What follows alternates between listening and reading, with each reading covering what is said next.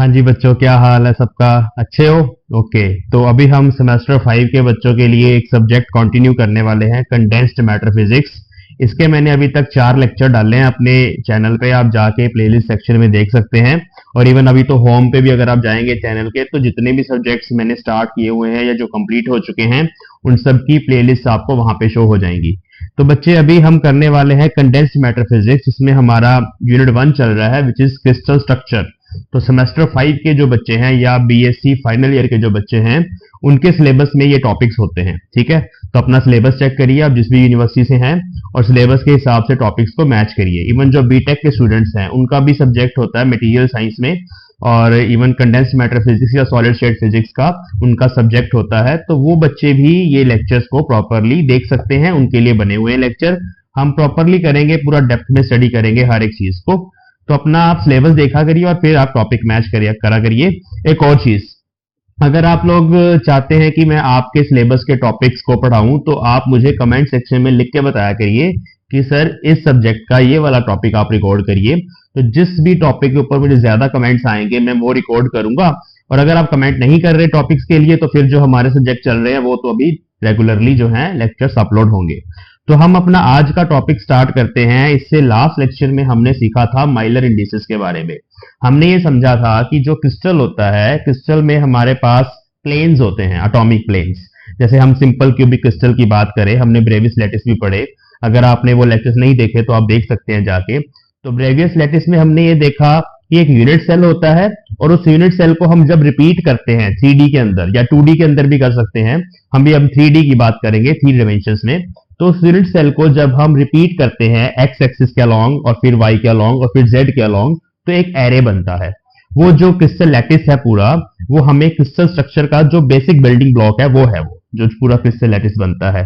तो उसमें क्या होता है कि हमारे जो एटम्स होते हैं उसमें अरेंज होते हैं। सिंपल क्यूबिक क्रिस्टल में जो एटम्स होते हैं वो सिर्फ कॉर्नर्स पे, उस यूनिट सेल के कॉर्नर्स पे ही अरेंज होते हैं। और अगर हम बॉडी सेंटर्ड की बात करें, तो उसमें एक बॉडी के अंदर भी सेंटर में एटम होता है, और एक फेस सेंटर्ड क्यूबिक क्रिस्टल होता है, उसमें जो एटम्स होते हैं कॉर्नर्स पर भी होते हैं और साथ साथ फेस के सेंटर पे भी होते हैं। तो ये अब हम डिटेल में पढ़ेंगे, मैं आज आपको डिटेल में समझाऊंगा इनके बारे में। तो हम इन तीनों को स्टडी करने वाले हैं, ठीक है। फिर हमने क्या करना है, हमने इनके जो इंटरप्लेनर स्पेसिंग है उसका एक्सप्रेशन निकाला था लास्ट लेक्चर में, कि अगर आपको किसी सेट ऑफ प्लेन्स की माइलर इंडिसेस HKL पता है, तो आप उस एक्सप्रेशन में सब्स्टिट्यूट कर दो HKL की वैल्यू, तो आपको पता चल जाएगा कि वो जो पैरेलल प्लेन्स बन रहे हैं क्रिस्टल के अंदर, उनके इन बिटवीन कितनी स्पेसिंग है, परपेंडिकुलर डिस्टेंस स्मॉल d कितना है। अभी मैं एक्सप्रेशन लिख के बताता हूं आपको, दोबारा से रिवाइज करेंगे चीजों को। और फिर हम देखेंगे interplanar spacing, set of parallel planes जो हैं उनमें कितना डिस्टेंस है, उनकी रेशो क्या है, और इन तीनों की जो तीनों हमारे पास बेसिक क्यूबिक क्रिस्टल्स हैं, इनमें जो इंटरप्लेनर स्पेसिंग है अलग अलग सेट ऑफ प्लेन्स की, वो कैसे निकलेगी। तो सबसे पहले हमें इसमें सेपरेशन बिटवीन लैटिस प्लेन्स निकालना है, जो सबसे पहला टॉपिक है। सेकंड टॉपिक, फिर हम वॉल्यूम ऑफ यूनिट सेल की बात करेंगे, वो बहुत आसान है। इसके बाद हम देखेंगे number of atoms per unit cell कितने होते हैं, इसमें कितने होते हैं, इसमें कितने होते हैं, और इसमें नंबर ऑफ एटम्स, अब एक यूनिट सेल जो है उसके अंदर कितने एटम्स होते हैं, ये हमारा नेक्स्ट टॉपिक है। फिर टॉपिक नंबर 4 है कोऑर्डिनेशन नंबर, ये क्या होता है अभी हम डिटेल में समझेंगे। फिर एटॉमिक रेडियस, ये बहुत इंपॉर्टेंट है, एटॉमिक रेडियस तीनों के केस में निकालने के लिए एग्जाम में पूछ लेते हैं, तो एटॉमिक रेडियस देखेंगे। पैकिंग फ्रैक्शन क्या होती है, ये एक नया पैरामीटर है, ये हमें बताता है कि क्रिस्टल कितना डेंस है, तो पैकिंग फ्रैक्शन समझेंगे। और लास्ट में डेंसिटी ऑफ क्रिस्टल आज के ही लेक्चर में करेंगे। तो ये टॉपिक बहुत इंपॉर्टेंट है, माइलर इंडिसेस के साथ रिलेटेड है, तो आपको पहले वो लेक्चर नंबर 4 अच्छे से करना है, फिर आप यहाँ पे आइए तो आपको समझ आएगा। तो चलिए हम अपनी लेक्चर को स्टार्ट करते हैं। तो सबसे पहली बात है कि ये जो सिंपल क्यूबिक क्रिस्टल है वो कैसा होता है। तो इसके लिए मेरे पास ये एक आपके लिए मॉडल है, ये मेरे पास एक क्लॉक है, वैसे बंद हो चुकी है लेकिन आज हमारे काम आएगी ये क्लॉक। इसमें ये आपके पास एक यूनिट सेल है जो कि एक क्यूबिक यूनिट सेल है। इसमें आप देख सकते हैं सारी साइड्स इक्वल है एक दूसरे के, ठीक है। सॉरी। अब अगर मेरे पास सिर्फ कॉर्नर्स पे ही एटम्स प्रेजेंट है, ये कितने कॉर्नर्स होते हैं, इसके कितने कॉर्नर्स होते हैं बताइए, 8 कॉर्नर्स होते हैं। तो अगर 8 कॉर्नर्स के 4 कॉर्नर्स ये हो गए और 4 ये हो गए, ठीक है। सिर्फ कॉर्नर्स पे ही एटम प्रेजेंट है। स्क्रीन पे देखिए, जैसे एक एटम यहां पे हो गया, एक इस कॉर्नर पे हो गया, एक इस कॉर्नर पे हो गया, और एटम का सेंटर कॉर्नर के साथ कोइंसाइड करेगा। हम एटम को ना स्फेरिकल मान के ये सारी स्टडी करते हैं, तो उस स्फीयर का जो सेंटर होगा वो यहां पर कोइंसाइड करेगा इस कॉर्नर के साथ, ठीक है। तो यहां पर 8 कॉर्नर्स हैं, तो 8 कॉर्नर्स पे 8 एटम्स मैंने रख दिए, तो ये बनता है सिंपल क्यूबिक क्रिस्टल। तो सिंपल क्यूबिक क्रिस्टल में कौन कौन से पैरेलल प्लेन एग्जिस्ट करते हैं ये भी पूछा जाएगा, अभी हम डायग्राम बना के समझेंगे। फेस सेंटर्ड में क्या होता है? फेस सेंटर्ड में हमारे पास ये कॉर्नर्स वाले एटम्स तो होते ही हैं, हर कॉर्नर पे एक एटम आपको मिलेगा इस तरह से। पहले आप समझ लीजिए इनकी डेफिनेशंस। हर कॉर्नर पे एक एटम आपको मिलेगा, ठीक है जी। और इसके साथ साथ जो फेस का सेंटर है, जैसे ये मेरा एक फेस होता है, ठीक है, इस फेस के सेंटर पर यहां पर एटम मिलेगा, फिर इस फेस के सेंटर पे यहां पे मिलेगा, यहां पर भी आपको एटम मिलेगा, तो हर फेस के सेंटर पर भी आपको एटम मिलेगा। तो मैं बना के दिखाता हूं आपको पिंक कलर में। एक यहां हो गया, एक इसके ऑपोजिट हो गया यहां पे, ठीक है जी। ऐसे ही एक इस फेस पे हो गया। कितने फेसेस होते हैं क्यूब के? 6 फेसेस होते हैं ना, तो हर फेस पे एक एक एटम मिलेगा, टोटल 6 एक्स्ट्रा एटम होंगे। बट आधा एटम इसके इस साइड होगा और हाफ ऑफ द एटम उस साइड होगा। अगर हम स्फेरिकल मान के चले, एटम काफी छोटा है बट फिर भी half of the atom will be on this side, symmetry से देखेंगे तो, और half of the atom will be inside of this cube, ये आप समझ लीजिए। तो मैं यहां पर आपको बना के दिखा रहा हूं। अब ये वाली जो हमारी साइड है, ये वाला फेस जो है, इस फेस के सेंटर वाला जो एटम है वो मैं बनाना चाहता हूं, पर मुझे ये आपके डाउट हो रहा है कि कहीं आप कंफ्यूज ना हो जाओ, तो इसलिए मैं इसके सेंटर पे ना ग्रीन कलर में बना रहा हूं। आप समझ लीजिए ये वही एटम है, बट मैंने इसलिए बनाया क्योंकि ऑलरेडी वहां पे 2 पिंक डॉट लग चुकी हैं और ये जो पीछे एक ऑरेंज डॉट है उसके साथ कोइंसाइड कर रहा है, इसलिए मैंने ग्रीन में बनाया आपको ये समझाने के लिए कि ये आगे वाले फेस पे है, इस फेस पे, और एक पीछे वाले फेस पे भी होगा, तो वो भी थोड़ा इसके साथ कोइंसाइड करेगा। तो मैं फिर भी थोड़ा सा अलग करके बनाता हूं ताकि आप समझ आए। ये पीछे है, तो मैं अगर पीछे कोई चीज दिखाना चाहता हूं तो मुझे थोड़ा सा ऐसे दिखाना पड़ेगा।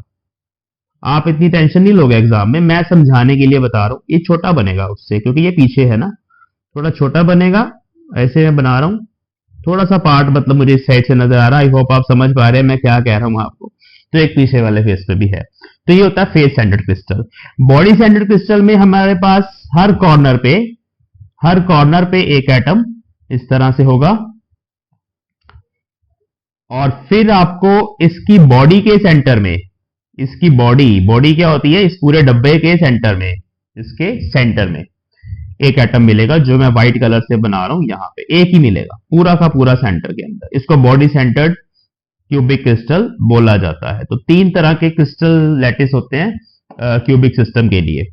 अब बच्चे बॉडी सेंटर्ड को आप ऐसे भी समझ लीजिए, अभी आप जिस कमरे में बैठ के पढ़ाई कर रहे हो उस कमरे को आप एक क्यूबिक क्रिस्टल समझ लीजिए, और उस रूम के सेंटर पे, उस रूम का सेंटर आप देखिए कहां पर है। जैसे फैन लगा होगा, सीलिंग फैन, उस सीलिंग फैन के नीचे थोड़ा सा, जमीन से थोड़ा ऊपर, इस दीवार के लेफ्ट हैंड साइड पे, उस दीवार के राइट हैंड साइड पे, और इन दोनों के भी बीच में एक मेरे पास एटम है, तो वो बॉडी सेंटर्ड है। फेस सेंटर्ड में बॉडी के बीच में एटम नहीं होगा, बट हर फेस के ऊपर, मतलब हर वॉल के सेंटर पे आपको एक एटम मिलेगा। आई होप आप समझ रहे हो। तो अब सबसे पहले मैं आपको यहां बताने वाला हूं number of atoms per unit cell. तो जो चीज जहां पे इंपॉर्टेंट है मैं वहां बता दूंगा। तो ये चीज जो है ये अभी हमने समझ लिया तीनों के बारे में। तो सबसे पहले हम इसको देखेंगे कि हर यूनिट सेल में कितने नंबर ऑफ एटम्स हैं।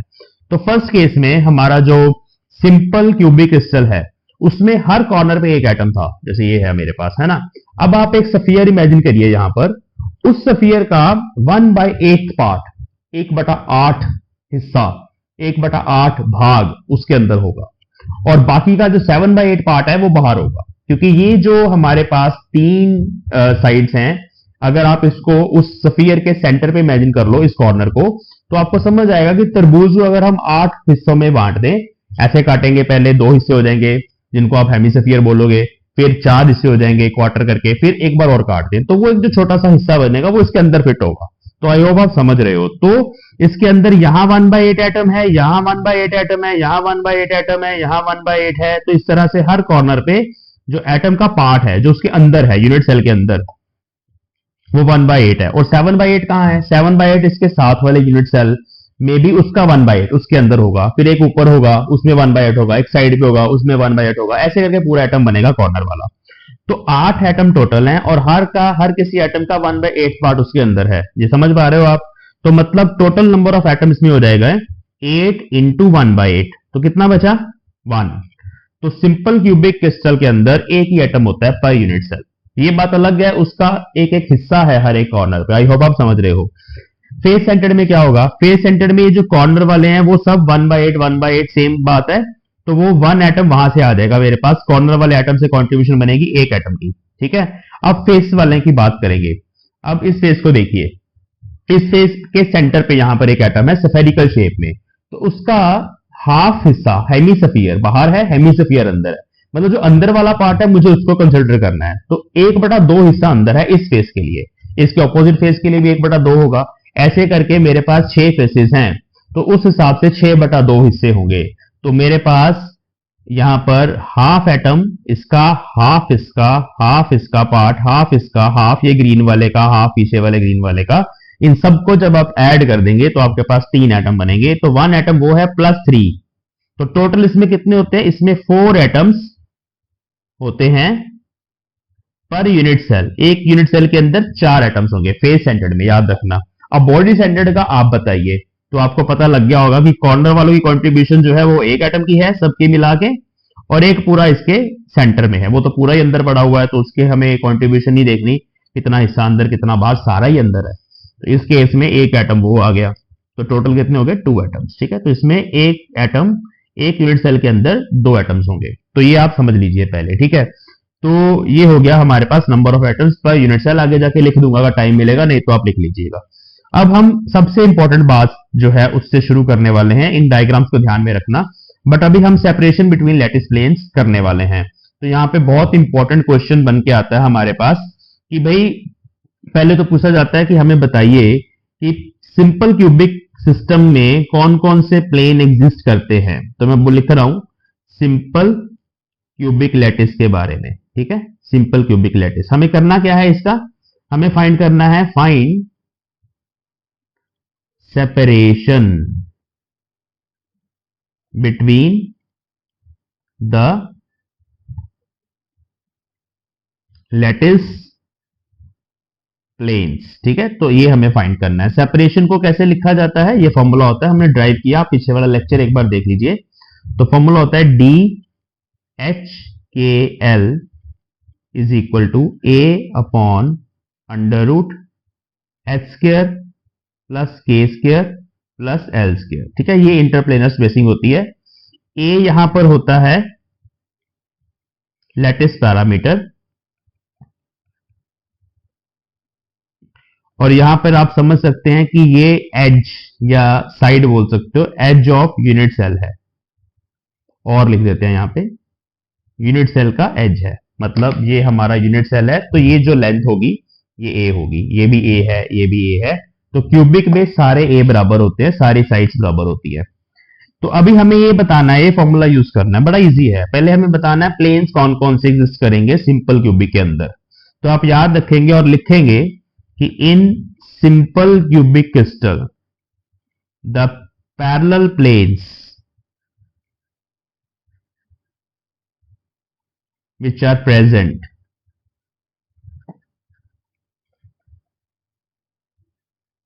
are given by 100 plane, 110 plane और 111 प्लेन। तो ये 3 तरह के प्लेन्स होते हैं जो हमारे पास किसमें एग्जिस्ट करते हैं, सिंपल क्यूबिक क्रिस्टल के अंदर, ठीक है। ओके, तो ये कहां है, पहले इन प्लेन्स को देखेंगे, फिर हम स्पेसिंग निकालेंगे। करना कुछ नहीं है, ये HKL की वैल्यूज हैं, ठीक है, और इनको जस्ट बारी बारी यहां पुट करना है। तो फिर हम पुट कर देंगे। पहले हम डायग्राम में देखते हैं कि किस तरह से हमें इनको देखना है, इन प्लेन्स को। मिलर इंडिसेस का टॉपिक आपने अगर नहीं पढ़ा तो आप पहले वहां जाइए और उस लेक्चर को देखिए। मैं अभी डायरेक्टली ड्रॉ कर रहा हूं, ठीक है। अब ध्यान से देखिए। तो मैं 2 यूनिट सेल बनाऊंगा। देखिए, अब डायग्राम बनाना ना बहुत इंपॉर्टेंट है एग्जाम में, तो मैं आपको यही सलाह दूंगा कि आप साथ साथ देखिए और डायग्राम बनाना सीखिए। तो ऐसे आपने एक एक्सिस बना लेना है, फिर एक प्लेन यहां बना लेना है, ठीक है। ये मैं कॉर्नर वाले एटम्स बना रहा हूं व्हाइट कलर के अंदर। लाइन सीधी लगाने की कोशिश करनी है और सारी लाइंस बराबर बनाने की कोशिश करनी है।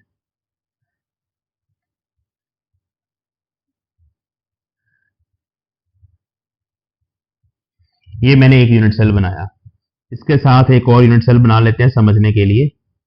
उसका साइज उतना ही रखना है जितना मैंने बोला, जितना वहां रखा उतना ही साइज रखना है, बड़ा मत कर देना। कोशिश करनी है, मतलब बनाना पेन से ही है, ये नहीं कि स्केल लेके बैठ जाओ आधा घंटा लगा दिया इसको बनाने में एग्जाम के अंदर, ऐसा नहीं करना।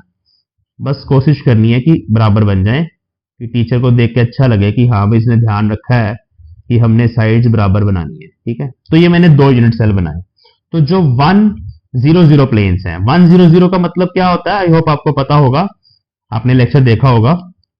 यहां पहले एक एटम बनाएंगे, अब एक्सिस लिखता हूं मैं, ठीक है। ये हमारा एक्स एक्सिस है, ये हमारा वाई एक्सिस है, और ये हमारा जेड एक्सिस है। तो हमारा प्लेन है 100। इसका मतलब है कि ये एक्स एक्सिस को 1 पे काटेगा, एक्स एक्सिस को 1 पे काटेगा। तो यहां अगर 0 है तो एक्स एक्सिस को 1 पे काटने वाला, और वाई और जेड को इंफिनिटी पे काटेगा। इसका इंटरसेप्ट एक्स एक्सिस, ये मैंने इंटरसेप्ट लिखे हैं। इंटरसेप्ट जो होते हैं ना, वो होता है कि भाई कोई प्लेन एक्सिस को कहां पे जाके कट करता है, उसको बोलते हैं इंटरसेप्ट। इंटरसेप्ट माइलर इंडिसेस का जो भी नंबर है उसका रेसिप्रोकल होता है, ध्यान रखना, ठीक है। जैसे 1 का रेसिप्रोकल 1 आएगा, 0 का रेसिप्रोकल 1/0 इंफिनिटी हो जाएगा। मतलब ये जो प्लेन होगा 100, ये एक्स एक्सिस को 1 पे काटेगा, वाई को इंफिनिटी पे काटेगा, जेड को भी इंफिनिटी पे काटेगा। तो ये ऐसा होगा, जैसे यहां पर x की वैल्यू मैंने 1 मान ली, वैसे इन टर्म्स ऑफ a चलते हैं, ये वैल्यू a है यहां से लेके यहां तक। सो 1 का मतलब a मान के चलेंगे, a1 is equal to a। तो ये एक प्लेन बन गया, ये 100 प्लेन है।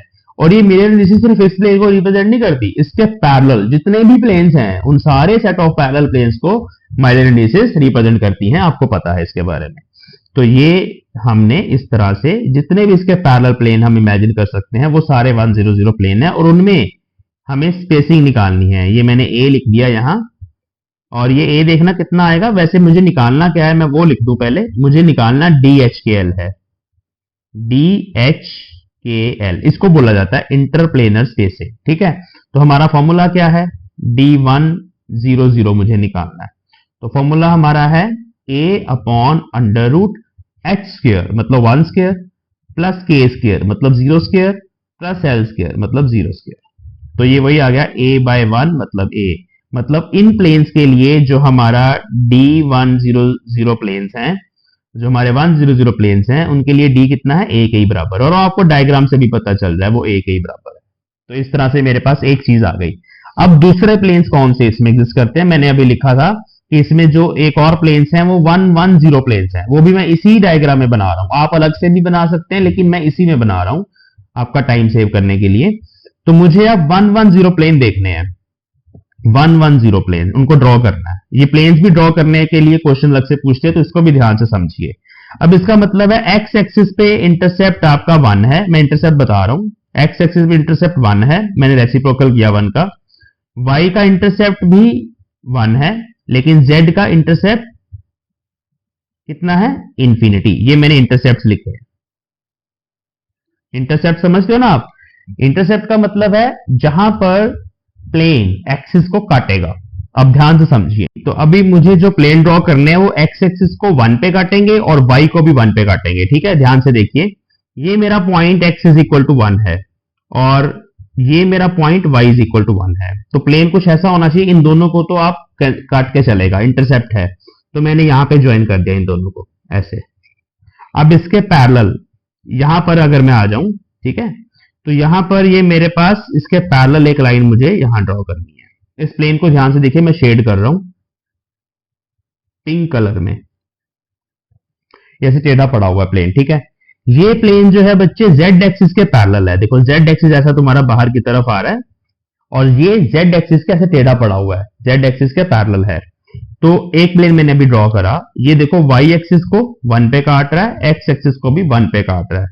पूरा प्लेन बनाना है, मैंने पहले एक लाइन बनाई, फिर मैंने इसको आगे एक्सटेंड करके पूरा प्लेन बना दिया। अब ऐसे ही एक और प्लेन बना के दिखाता हूं जो बिल्कुल इसके पैरेलल होगा। उसके लिए आपको इस साइड को ज्वाइन करना है और इसको इससे ज्वाइन करना है। तो अगर आप ये शेड करके देख पा रहे हैं पिंक कलर में, ये वाला, ये 2 पैरेलल प्लेन्स हैं, ऐसे बनेंगे, ठीक है। तो ये जो दोनों प्लेन्स हैं, इनके बीच में जो इंटरप्लेनर स्पेसिंग है वो यहां से मुझे इसके सेंटर से उसके सेंटर पर ऐसे परपेंडिकुलर ड्रॉ करना है, वो बनेगी DHKL। तो मैं वो लिखने वाला हूं यहां पे, तो इस केस में D110 जो होगा वो होगा a upon under root 1 square plus 1 square plus 0 square which is a by root 2। ठीक है, तो ये इनकी स्पेसिंग आ गई। और इसके बाद हमारे पास नेक्स्ट जो सेट ऑफ प्लेन्स हैं वो है जो 111 प्लेन है, वो भी मैं इसी में समझाऊंगा। 111 प्लेन मतलब ये ऐसा प्लेन है जो तीनों को ही काट के चल रहा है, एक्स एक्सिस को भी, वाई को भी, जेड को भी। कहां पर? 111 पे। तो अब हम 111 प्लेन्स को देखते हैं कैसे बनना है। इसी फिगर में बना रहा हूं, आप अलग से बना लीजिएगा, बुक में आपको मिल जाएंगे। तो मैं ग्रीन से या कलर चेंज कर लेते हैं, ब्लू कलर ले लेते हैं तो नजर आ जाएगा। देखिए, एक पॉइंट यहां लगा दिया y इज इक्वल टू 1 पे, एक पॉइंट यहां लगा दिया z इज इक्वल टू 1 पे, एक पॉइंट यहां लगा दिया x इज इक्वल टू 1 पे। तो ये ट्रेंगुलर सा प्लेन बनेगा। आई होप आपको समझ आ रहा है, बहुत आसान है। इसको इससे मैच कर दो, इसको इससे ज्वाइन कर दो, इसको इससे ज्वाइन कर दो। यहां पे आपका ओरिजिन है, तो ये ओरिजिन के ऐसे ऊपर छाया जैसे बनती है वैसा होगा। तो ये हमारा ब्लू कलर का प्लेन है। ऐसे ही एक और बनाना है जो इसके पैरेलल होगा। तो ये पॉइंट पकड़ लो, आप ये पकड़ लो और ये पकड़ लो, इन तीनों पॉइंट्स को मिला दो। मैंने एक ही डायग्राम में तीनों बना दिए, आप ऐसे नहीं बना के आ सकते एग्जाम में। मैं इस लेक्चर के लास्ट में आपको बुक में से डायग्राम के फोटोग्राफ्स खींच के दिखा दूंगा। उसमें हर एक प्लेन अलग अलग बनाया हुआ है, लेकिन उसमें पता नहीं एक्स वाई जेड कैसे माना होगा। मैंने जो एक्स वाई जेड यहां माना है उसके हिसाब से आपको बना के दिखाए हैं। आप इनकी प्रैक्टिस कर लोगे तो ज्यादा बढ़िया है। ठीक है, तो ये हमारे 111 प्लेन है, और 111 प्लेन के लिए डी कितना आएगा वो भी यहीं पे लिख लेंगे, बड़ा आसान है। a upon under root 1 square plus 1 square plus 1 square, कितना आ गया? a by root 3। तो ये आ गया। तो अब हम लास्ट में ये लिख सकते हैं कि इस केस में सिंपल क्यूबिक में ये जो रेशो होती है इंटरप्लेनर स्पेसिंग की, D100 ratio D110 ratio D111 is equal to a ratio a by root 2 ratio a by root 3। तो a तो कट ही जाएगा, this is 1 ratio 1 by root 2 ratio 1 by root 3। ठीक है, तो ये ऐसे एग्जाम में पूछ लेते हैं कि इस चीज को प्रूव करो, तो आपको जस्ट फॉर्मूला लगाना होता है, प्रॉपर डायग्राम बनाना होता है और इसके बारे में बताना होता है। अब हम बात करेंगे नेक्स्ट जो हमारे पास है crystal structure cubic lattice face centred. तो फेस सेंटर्ड में देखते हैं कितने प्लेन एग्जिस्ट करते हैं। Let us draw face centred cubic crystal. ठीक है जी, तो पहले याद रखना इसमें प्लेन कौन कौन से एग्जिस्ट करते हैं। तो इसमें भी हमारे पास 100 प्लेन एग्जिस्ट करेंगे, फिर हमारे पास 110 प्लेन्स होंगे, और फिर हमारे पास 111 प्लेन्स होंगे। मिलर इंडेसिस सेम है, लेकिन इंटरप्लेनर स्पेसिंग सेम नहीं आएगी, वो आप देखना कैसे। तो पहले हम डायग्राम बना लें, अगले पेज पे बनाते हैं, क्योंकि ना फिर हमें वहां पे सारे निकालने हैं, फिर नेक्स्ट पेज पे दोबारा बनाना पड़ेगा। डायग्राम मेन है, ठीक है। फास्ट फॉरवर्ड कर लो आप वीडियो को।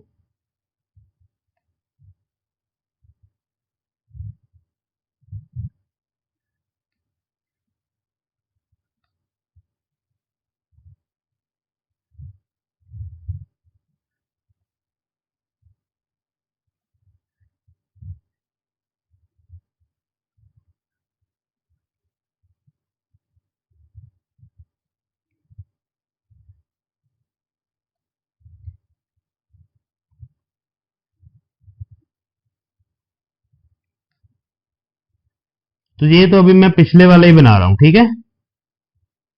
लेकिन अभी इसमें क्या होगा ध्यान से देखना, ये सिंपल क्यूबिक बनाया मैंने। अब इसमें मैंने बताया था फेस सेंटर्ड में क्या होता है कि फेस के सेंटर पे भी एटम्स होते हैं। तो ये फ्रंट वाला फेस देखिए, ये वाला, ठीक है, इसके सेंटर में भी एटम होगा, वो मैं यहां बना रहा हूं। और ऐसे ही पीछे भी फेस है, उसके सेंटर में भी एटम होगा, वो मैंने उसके सेंटर में यहां करके इसके पीछे वो कहीं बना दिया, ठीक है। अब उनको अटैच करने वाला भी प्लेन चाहिए। ऊपर वाले फेस के सेंटर में भी एटम होगा यहां पे, और नीचे वाले फेस के भी सेंटर में एटम होगा। अब आप देखिए, यहां पर एक लाइन ड्रॉ करी जा सकती है, एक लाइन यहां ड्रॉ करी जा सकती है। मैं सारे सेंटर वाले पॉइंट्स को मिला के एक और प्लेन बना रहा हूं। ये प्लेन जो मैंने नया प्लेन बनाया, ये वाला प्लेन, ये पुराने वाले प्लेन्स के पैरेलल है। पुराने वाला प्लेन जो सिंपल क्यूबिक में था वो ये था, जो मैंने ब्लू में शेड किया। ये जो नया वाला प्लेन आया है उसको मैं ऑरेंज कलर से शेड कर रहा हूं, ये फेस वाले एटम्स की वजह से आया है। और पुराने वाले सिस्टम में सिंपल क्यूबिक में ये अगला वाला ब्लू आया। तीनों पैरेलल हैं। तो अब ये जो प्लेन है इसकी मिरर इंडिसेस क्या है, ध्यान से समझना। ये हमारे पास हो गया जी एक्स एक्सिस, वाई एक्सिस और जेड एक्सिस। तो ये वाला प्लेन अगर ये पूरा ए था, ठीक है, ये पूरा ए था, तो ये वाला प्लेन कहां कट कर रहा है एक्स एक्सिस को, a/2 पे, मतलब हाफ पे कट कर रहा है। ठीक है, तो इस प्लेन की मिरर इंडिसेस होती है बच्चे 2 0 0, ठीक है, इस प्लेन की।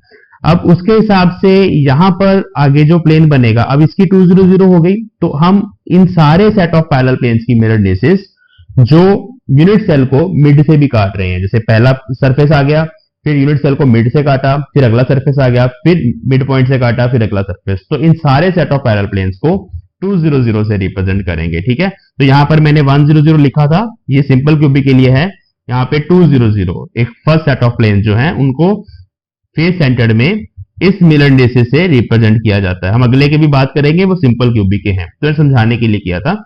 अभी वापस आते हैं, तो यहां पर अभी कितना है हमारा, फिर DHKL a/√2 square 0 square plus 0 square, कितना हो गया a/√4, मतलब a/2। तो आपको देखने से भी नजर आ रहा है कि इन प्लेन्स की 2 0 0 प्लेन्स की जो स्पेसिंग है वो a/2 है। ठीक है, ये ध्यान रखना। ये planes 1 1 0 are similar to planes 2 0 0, similar होते हैं बिल्कुल उसके जैसे, ठीक है, देखने में एक जैसे लगेंगे, बट स्पेसिंग का फर्क है, इसलिए मिरर इंडिसेस भी हमने डिफरेंट लगा दिए। अब हम बात करेंगे नेक्स्ट सेट ऑफ प्लेन्स की जो यहां बनने वाला है। एक और बना लेते हैं पहले, यहां पर ना सेंटर वाले एटम्स शो करके इसमें एक और बनाना है मुझे। आप समझ रहे हैं ना कि ये वही वाले प्लेन्स है, यहां पीछे भी एक है, तो ये हमारे पास एक प्लेन है।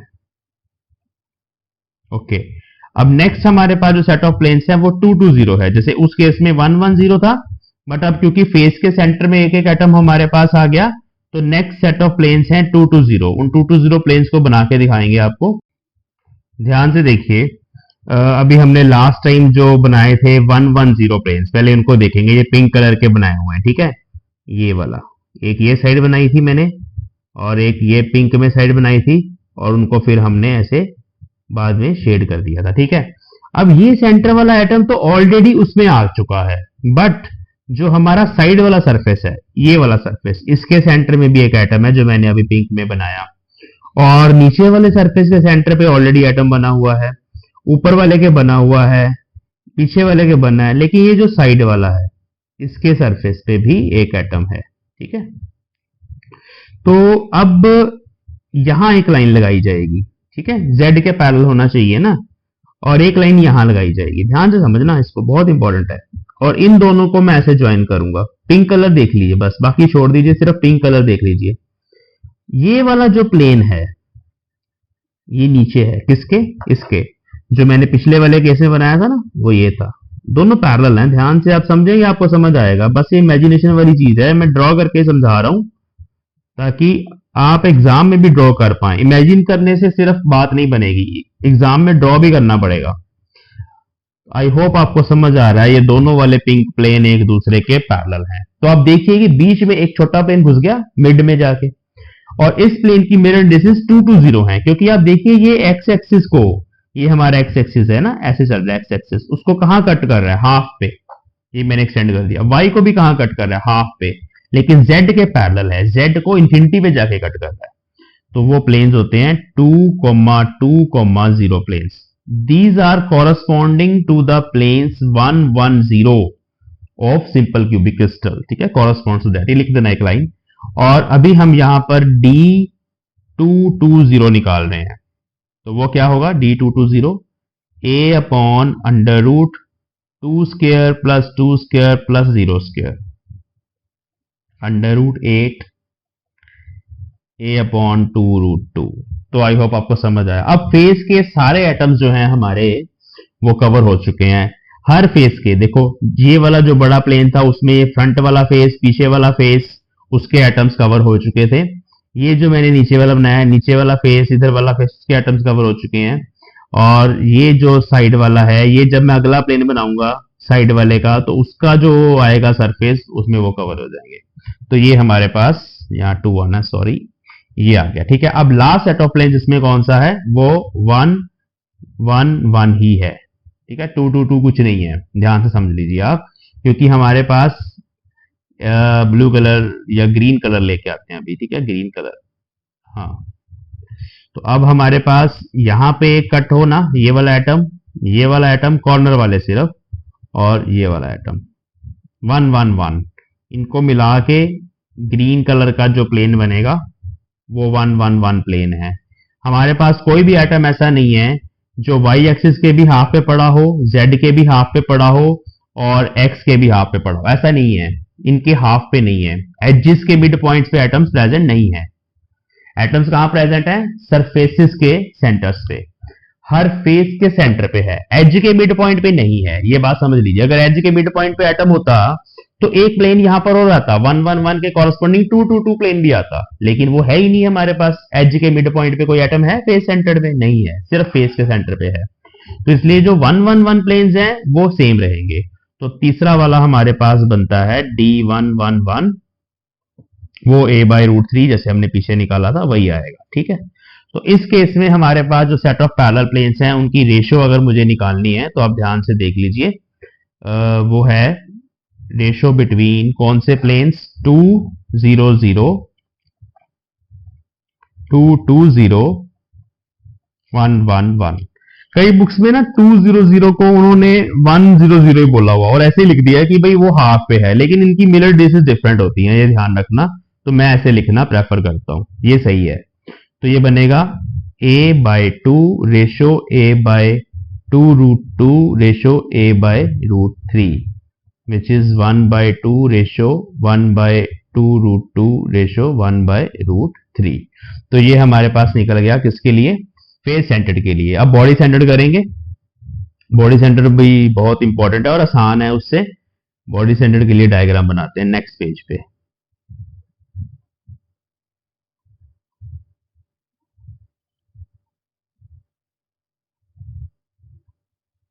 पहले डायग्राम बनाएंगे, फिर देखते हैं कौन कौन से प्लेन्स एग्जिस्ट करते हैं। ठीक है, ध्यान से देखिए।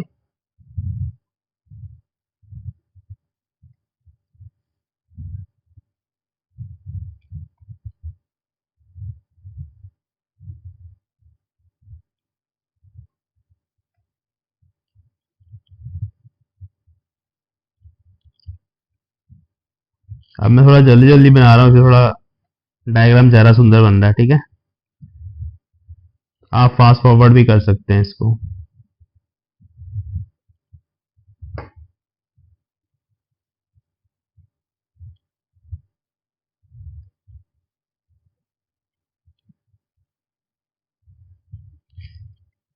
ओके, अब हर कॉर्नर पे एक पिंक एटम आपको नजर आ गया। ठीक है जी, यहां भी बनाना है। तो हर कॉर्नर पे एक पिंक एटम आपको नजर आ गया और एक एक एटम बॉडी के सेंटर पे जो मैं यहां बना रहा हूं, एक इसके सेंटर पे और एक इसके सेंटर पे। तो अब ये प्लेन, ये प्लेन, ये प्लेन कौन से हैं, ये 1 0 0 प्लेन्स, 1 0 0 प्लेन्स हैं। बट इनके सेंटर में इस एटम को अटैच करने वाला, क्योंकि ये एटम तो है ना सेंटर में पड़ा हुआ, तो एक प्लेन यहां पर भी होगा सारे एटम्स का। इसके ऊपर एक यूनिट सेल है, उसको अटैच करेगा, उसके ऊपर एक यूनिट सेल उसमें से पास होगा। तो ये एक जो ऑरेंज कलर का प्लेन है ये मिड में आ गया। ऐसे ही यहां पर भी इसके मिड में, मिड मतलब सेंटर में, मिड पॉइंट में एक प्लेन यहां आ गया।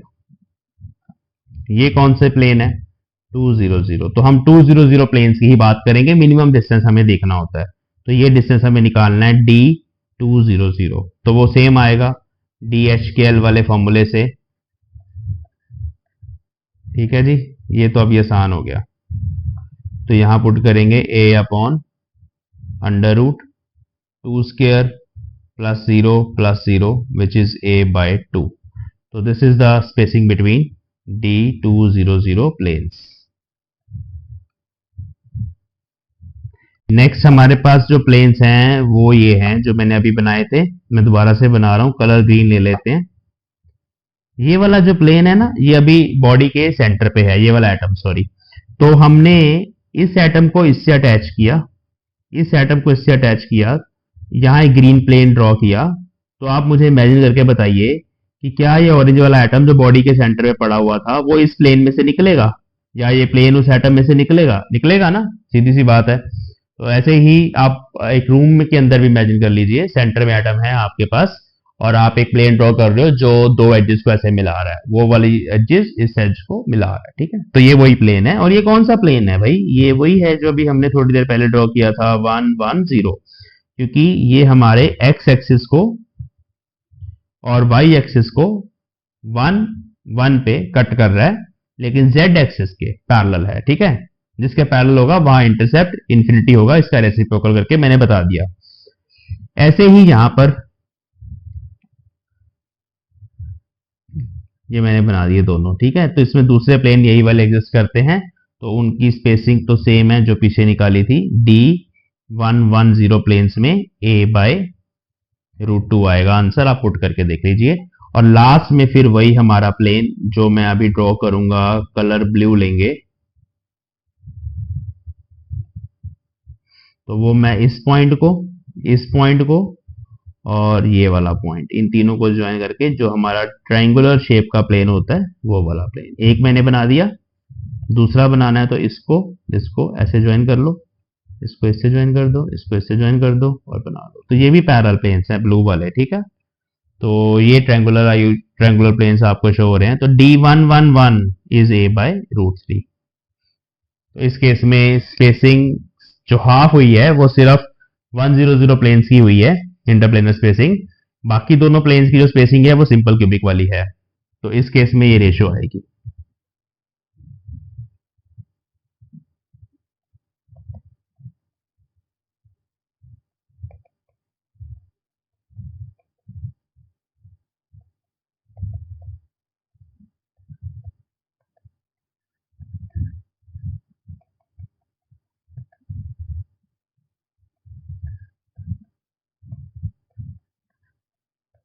ठीक है जी, क्लियर हो गया? फिर ए आ गया ध्यान। ठीक है, तो ये रेशियोज आपको निकालने के लिए बोला जाता है। तो यहां पर हो गया इंटरप्लेनर स्पेसिंग का काम। अब हम बात करेंगे कोऑर्डिनेशन नंबर की। Number of atoms per unit cell आपको पता लग गया, उसके लिए एक फॉर्मूला बता देते हैं।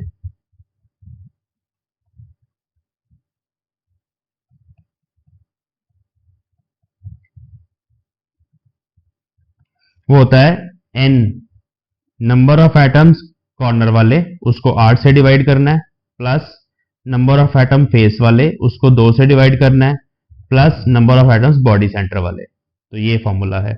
अब जैसे एफसीसी है, एफसीसी में कॉर्नर वाले एटम्स कितने हैं? 8, तो 8/8 हो जाएगा। फेस सेंटर वाले एटम कितने हैं? 6, तो 6/2 हो जाएगा। बॉडी वाले कितने हैं? 0, तो उसको 0 पुट कर दिया। फेस सेंटर में बॉडी पे थोड़ी एटम होता है, तो इसको सॉल्व करेंगे तो आंसर अपने आप आ जाएगा 4। तो इस तरह number of atoms per unit cell निकलते हैं। सिंपल क्यूबिक के आप खुद से निकालिए, बॉडी सेंटर के आप खुद से निकालिए। नेक्स्ट इंपॉर्टेंट टॉपिक है हमारा कोऑर्डिनेशन नंबर। ये सब इकट्ठे पूछे जाएंगे एग्जाम में। कोऑर्डिनेशन नंबर, तो कोऑर्डिनेशन नंबर होता है कि कोई एक एटम अपने नेबरिंग कितने एटम्स के साथ जुड़ा हुआ है। तो वो हम हर किसी केस में समझेंगे, एक डायग्राम बना के आपको बता देते हैं। तो सिंपल क्यूबिक के अंदर जो हमारा कोऑर्डिनेशन नंबर होता है, ठीक है, वो 6 होता है सिंपल क्यूबिक में, क्योंकि एक एटम 6 के साथ जुड़ा होता है। आप ये देखिए, ये सिंपल क्यूबिक में सिर्फ कॉर्नर्स पे एटम्स हैं। तो यहां वाला जो एटम होगा ये इसके साथ जुड़ा हुआ है, इसके साथ जुड़ा हुआ है और इसके साथ जुड़ा हुआ है। 3 तो ये हो गए, बट इसके ऑपोजिट ये वाला एटम है ना, जो यहां, ये वाला एटम यहां नीचे इधर, और एक ये पीछे, 3 के साथ जुड़ा हुआ है। अब आप ये देखिए, जो पीछे वाली ये साइड है, इसके कॉरस्पॉन्डिंग यहां पर ठीक है, इसके कॉरस्पॉन्डिंग यहां पर भी मुझे मिलेगा एक एटम। ऐसे ही इसके ऑपोजिट यहां मिलेगा और इसके ऑपोजिट यहां मिलेगा ऊपर, तो 6 हो गए टोटल। ठीक है, तो ये ऐसे आपने समझना है, डायग्राम भी बना देते हैं इसका, सिंपल सा ही है।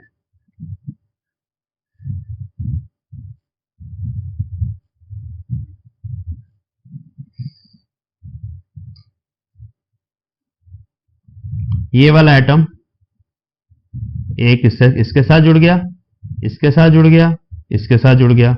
इसके ऑपोजिट यहां एक एटम होगा नीचे वाले यूनिट सेल का, इसके ऑपोजिट यहां एक एटम होगा साइड वाले यूनिट सेल का, और इसके ऑपोजिट इधर एक एटम होगा पीछे वाले यूनिट सेल का। सारे यूनिट सेल आपस में जुड़े हुए हैं ना, तो ये एटम 1 2 3 4 5 6 के साथ जुड़ गया, तो इसका सिंपल क्यूबिक क्रिस्टल का कोऑर्डिनेशन नंबर 6 होता है। तो ये कोऑर्डिनेशन नंबर है कि एक एटम नियरेस्ट कितने एटम्स के साथ जुड़ा हुआ है।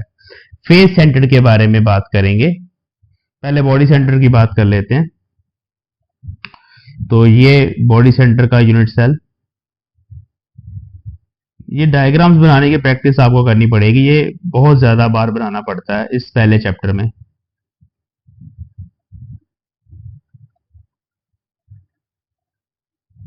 ठीक है जी, ये बॉडी वाला,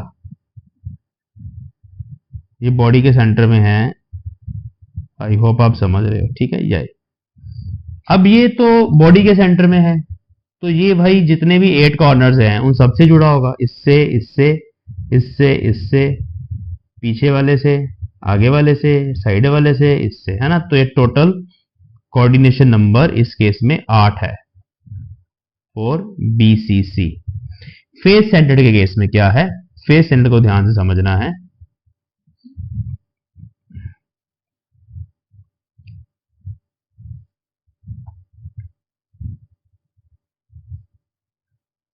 डायग्राम बनाने के ना बहुत सारे तरीके हैं, आपको जो अच्छा लगे आप वो यूज कर लो, पर थोड़ा अच्छा बनाना, ठीक है, सुंदर सुंदर। मेरे वाला इतना सुंदर नहीं है वैसे, बट आप सुंदर बनाना, ठीक है। तो ये अभी हमारे पास फेस के सेंटर वाला एक एटम देखेंगे, ये वाला, ठीक है। ये इसके साथ, इसके साथ, इसके साथ और इसके साथ इनका नेबर है, तो 4 तो ये हो गए, ये फेस के सेंटर पे है, ठीक है। इसके अलावा ये जो फ्रंट वाला फेस है और ये जो पीछे वाला फेस है, उसके सेंटर पर भी एटम है, ये उनसे भी जुड़ा हुआ है साइड वाले यूनिट सेल के। ऐसे ही इसका ऊपर भी एक फेस है, उसके सेंटर पर भी एटम है और नीचे वाले भी है, तो उसके साथ भी जुड़ा हुआ है ये, ठीक है, ऊपर नीचे आगे पीछे।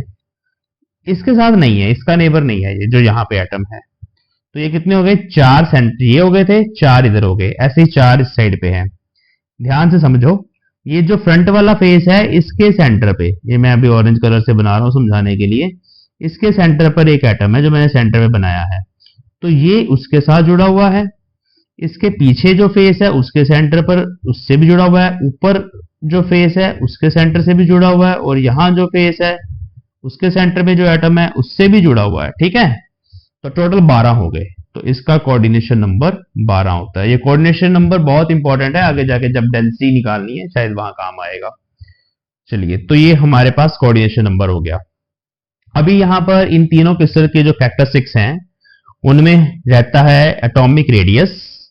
एटॉमिक रेडियस को थोड़ा डिटेल में समझना पड़ेगा, फिर पैकिंग फ्रैक्शन है, और फिर डेंसिटी ऑफ क्यूबिक क्रिस्टल है। तो ये तीनों इंपॉर्टेंट हैं, ठीक है, लेकिन ये इस वीडियो में नहीं करेंगे कवर, क्योंकि वीडियो फिर लंबी हो जाती है, फिर आप देखते नहीं हो। तो इसके थंबनेल पे मैं सिर्फ इन 3 प्रॉपर्टीज के बारे में लिखूंगा कि ये क्या होते हैं। ध्यान से आप ये लेक्चर सुनिए, समझिए, और फिर हम नेक्स्ट वीडियो में मिलेंगे। कमेंट सेक्शन में बताइए आप किस टॉपिक पे चाहते हो लेक्चर। Thanks for watching.